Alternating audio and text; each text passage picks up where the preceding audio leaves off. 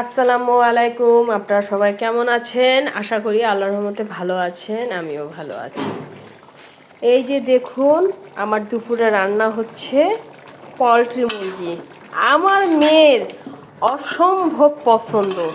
আমার মেয়ে দেশি মুরগি পছন্দ করে না, আমার মেয়ে পাকিস্তানি মুরগি পছন্দ করে না, আমার মেয়ে পোলট্রি মুরগি পছন্দ করে। এই যে কি সুন্দর করে আলু দিয়ে ঝাল ঝাল করে রান্না করতেছি।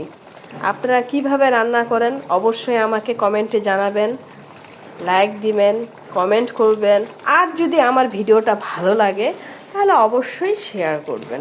আজকে আমার দুপুরের খাবার মুরগি ভুনা, এই বথুয়া শাকের ভাজি। বথুয়া শাক আপনারা চিনেন কিনা জানি না। ডাল, লাল শাকের ভাজি, গুঁড়া আলু ভাজি, মাছের ডিম ভুনা, ভাত আমার দুপুরের খাবার। তো আপনাদের কেমন লাগলো জানাবেন। আজ এই পর্যন্তই। আসসালামু আলাইকুম, আল্লাহ হাফিজ।